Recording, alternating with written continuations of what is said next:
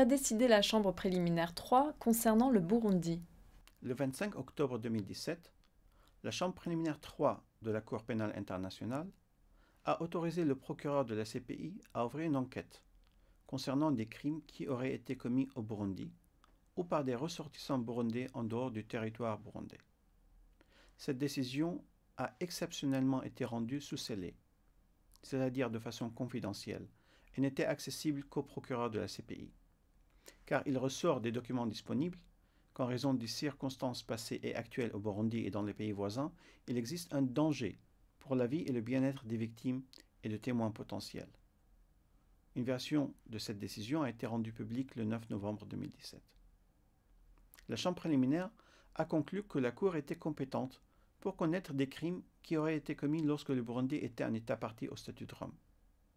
En ratifiant le statut, un État partie accepte la compétence de la CPI à l'égard de crimes soit commis par ses ressortissants, soit commis sur son territoire, et ce à partir de l'entrée en vigueur du statut à son égard et jusqu'à au moins un an après que l'État en question a déposé un instrument de retrait. Un tel retrait n'a aucune incidence sur l'acceptation de la compétence de la Cour. Et par conséquent, l'exercice de cette compétence, c'est-à-dire l'ouverture d'une enquête et le lancement de poursuites concernant des crimes commis jusqu'au 26 octobre 2017 inclus, reste possible même après la prise d'effet du retrait du Burundi. La Chambre préliminaire 3 a considéré que les éléments justificatifs présentés par le procureur de la CPI donnaient une base raisonnable pour ouvrir une enquête. La Chambre a relevé qu'au vu des renseignements disponibles, il existait une base raisonnable pour croire que des crimes relevant de la compétence de la CPI auraient été commis, parmi lesquels les crimes de meurtre et tentatives de meurtre, d'emprisonnement ou de privation grave de liberté, de torture, de viol, de disparition forcée et de persécution en tant que crimes contre l'humanité. Et une base raisonnable de croire également que malgré la création de 3 commissions d'enquête et l'ouverture de procédures devant des tribunaux nationaux, les autorités burundaises étaient demeurées inactives face aux affaires pouvant découler de la situation au Burundi. Et ce, soit parce que les procédures nationales ne concernaient pas les mêmes personnes que celles qui seront probablement visées par une enquête sur la situation au Burundi, ou ne concernaient pas les mêmes crimes que ceux recensés par la Chambre, soit parce que les enquêtes menées par les autorités nationales étaient insuffisantes. En d'autres termes, il n'y a pas de conflit de compétences entre la CPI et le Burundi. La Chambre préliminaire a aussi relevé que les affaires potentielles étaient d'une gravité suffisante et qu'il serait dans l'intérêt de la justice et des victimes qu'une enquête soit ouverte. Comme l'a relevé la Chambre, on estime que 1200 personnes au moins auraient été tuées, des milliers auraient été détenues illégalement, des milliers d'autres torturées, et que les disparitions se chiffraient en centaines. Les violences alléguées auraient entraîné le déplacement de plus de 413 000 personnes entre avril 2015 et mai 2017. La Chambre préliminaire 3 se compose du juge président Chang Ho-chang de la République de Corée, du juge Antoine Kessiambe Mindua de la République démocratique du Congo et du juge Raoul Pangalangan des Philippines. Le Burundi a-t-il l'obligation de coopérer avec la CPI après que son retrait ait pris effet le 27 octobre 2017? Oui. La décision de la Chambre préliminaire a été rendue le 25 octobre 2017, c'est-à-dire avant la date à laquelle le retrait du Burundi a pris effet, qui est le 27 octobre 2017. Ainsi, conformément à l'article 127 du statut de Rome, qui régit spécifiquement la question des retraits des États du traité, le Burundi a le devoir de coopérer avec la Cour aux fins de l'enquête pénale ouverte avant le 27 octobre 2017. De l'avis de la Chambre préliminaire, toute obligation du Burundi qui découlerait de la décision autorisant l'ouverture d'une enquête subsisterait après le retrait du Burundi.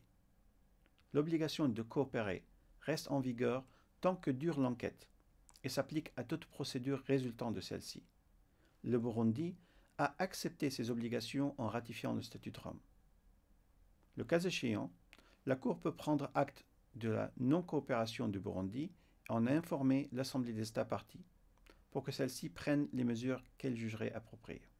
Le Burundi peut-il contester cette décision? Si le Burundi, qui aurait normalement compétence à l'égard des crimes allégués, n'a pas pu participer au processus d'autorisation de l'enquête, il peut toutefois demander au procureur de la CPI de lui déférer le soin de l'enquête. Au terme de l'article 18 du Statut de Rome, le Burundi peut, dans le mois qui suit la notification de l'ouverture de l'enquête, informer le procureur qu'il ouvre ou a ouvert lui-même une enquête sur ses ressortissants pour des actes criminels qui pourraient être constitutifs de crimes relevant de la compétence de la CPI et qui ont un rapport avec les renseignements notifiés par le procureur. À la demande du Burundi, le procureur peut déférer à cet État le soin de l'enquête. En cas de désaccord avec cette demande, le procureur serait tenu de redemander à la chambre préliminaire l'autorisation d'ouvrir une enquête. Le Burundi ou le procureur peut interjeter appel devant la chambre d'appel de la CPI de la décision subséquente de la chambre préliminaire. La Chambre a-t-elle pris en considération les vues des victimes dans son évaluation? Oui.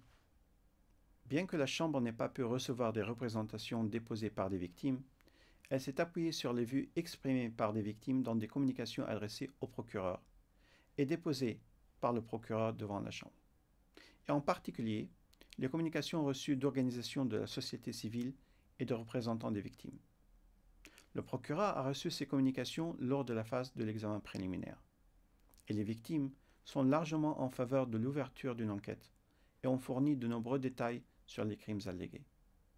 La Chambre a ordonné au greffe de la CPI de notifier sa décision, une fois qu'elle serait rendue publique, aux victimes et aux associations qui les représentent, qui ont communiqué avec la Cour dans le cadre de la situation au Burundi. Quels sont les crimes qui pourraient être visés par cette enquête? La Chambre préliminaire a conclu qu'il y avait une base raisonnable pour croire que des agents de l'État et des groupes appliquant des politiques de l'État, dont la police nationale burundaise, le service national de renseignement et des unités de l'armée burundaise opérant en grande partie selon des chaînes de commandement parallèles, et conjointement avec des membres de Imbonerakure, la Ligue des jeunes du parti au pouvoir, avaient lancé une attaque généralisée et systématique contre la population civile burundaise. Cette attaque a ciblé les personnes qui s'opposaient ou étaient perçues comme s'opposant au parti au pouvoir, après que le président Pierre Nkurunziza a annoncé en avril 2015 qu'il briguerait un troisième mandat. La Chambre préliminaire a conclu qu'il y avait une base raisonnable pour croire que des agents de l'État et des membres des Imbonerakure ont commis au moins les crimes contre l'humanité suivants. 1. Meurtre et tentative de meurtre. D'après les estimations, ce sont au moins 1200 personnes qui auraient été tuées entre avril 2015 et juin 2017. Les principaux auteurs de ces meurtres seraient les forces de sécurité burundaises, ainsi que des membres des Imbonerakure. Les crimes ont principalement été commis à Bujumbura, mais aussi dans d'autres provinces et même hors du Burundi. Il a été fait état en 2016 de l'existence d'au moins 9 fosses communes. 2. Emprisonnement ou autre forme de privation grave de liberté. Des milliers de personnes auraient été arrêtées et détenues en violation des règles fondamentales du droit international par des agents de la police et des services de renseignement, souvent avec l'aide des membres des Imbonerakure. 3. Torture. Pendant la période allant d'avril 2015 à avril 2016, entre 595 et 651 faits de torture ont été recensés, et ils auraient été perpétrés en particulier dans les centres de détention des services de renseignement, de la police, ainsi que dans des lieux de détention non officiels.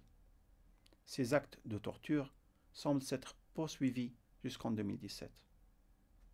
4. Viol. Des dizaines de cas de violences sexuelles commises par des agents de police, des militaires et des membres des Imbonerakure ont été recensés depuis avril 2015. Certaines des victimes auraient à peine 8 ans. Il ressort des éléments présentés qu'en particulier les femmes qui fouillaient le pays ont subi des violences sexuelles près de la frontière de la part des membres des Imbonerakure et d'autres individus, pour les punir de quitter le pays. Les viols ont de terribles conséquences sur les victimes, non seulement d'un point de vue médical, mais aussi d'un point de vue social. Une femme finissant souvent abandonnée par son mari lorsque celui-ci apprend qu'elle a été violée. 5. Disparition forcée. La Chambre a relevé de nombreux cas où des membres de l'opposition et des membres de la société civile et des jeunes hommes soupçonnés d'avoir participé à des manifestations ou d'appartenir à un mouvement rebelle ont été soustraits à la protection de la loi et ont été enlevés, arrêtés et détenus par des membres des forces de sécurité. L'endroit où ces personnes se trouvaient est demeuré inconnu pendant des mois, voire des années. 6. Persécution. La Chambre a conclu, sur la base des éléments disponibles, que les crimes de meurtre et tentative de meurtre, d'emprisonnement ou autres formes de privation grave de liberté, de torture, de viol et de disparition forcée étaient constitutifs de persécution. De plus, la Chambre a conclu que le gouvernement et les forces de sécurité avaient interdit les manifestations, harcelé des journalistes et des membres des partis d'opposition et suspendu ou révoqué les licences d'organisation de la société civile. La Chambre a considéré que ces crimes et actes constituaient de graves privations de droits fondamentaux, contraires au droit international, comme le droit à la vie, le droit de ne pas faire l'objet d'arrestations et de détentions arbitraires, le droit de ne pas être soumis à la torture ou à des traitements cruels, inhumains ou dégradants, le droit à la liberté d'expression ainsi qu'à la liberté de réunion et d'association. La Chambre a en outre conclu que ces persécutions étaient dirigées spécifiquement contre un groupe ou une collectivité identifiable et pour des motifs d'ordre politique. Ces crimes auraient été commis au Burundi et dans certains cas à l'extérieur du pays par des ressortissants burundais. Ils ont débuté en avril 2015. La Chambre a indiqué qu'au vu du caractère continu de certains crimes, le procureur peut aussi élargir son enquête à tels crimes, même s'ils se poursuivent après que le retrait du Burundi a pris effet. Dans le même ordre d'idées, dans certaines circonstances, le procureur peut aussi élargir son enquête à des crimes commis avant avril 2015. L'autorisation donnée au procureur de la CPI lui permet d'enquêter sur les allégations de crimes qu'on a mentionnés, et en fonction des éléments de preuve, l'enquête pourra être élargie à d'autres crimes contre l'humanité, crimes de guerre ou actes de génocide, s'inscrivant dans les limites des paramètres de l'enquête telle qu'elle a été autorisée. Quelles sont les prochaines étapes? Le bureau du procureur va recueillir les éléments de preuve nécessaires auprès de diverses sources fiables, de façon indépendante, impartiale et objective. L'enquête durera le temps qu'il faudra pour recueillir les éléments nécessaires. S'il recueille des preuves suffisantes pour établir que certaines personnes en particulier ont engagé leur responsabilité pénale, le procureur de la CPI demandera au juge de la Chambre préliminaire 3 de les livrer à leur encontre, soit des citations à comparaître, soit des mandats d'arrêt.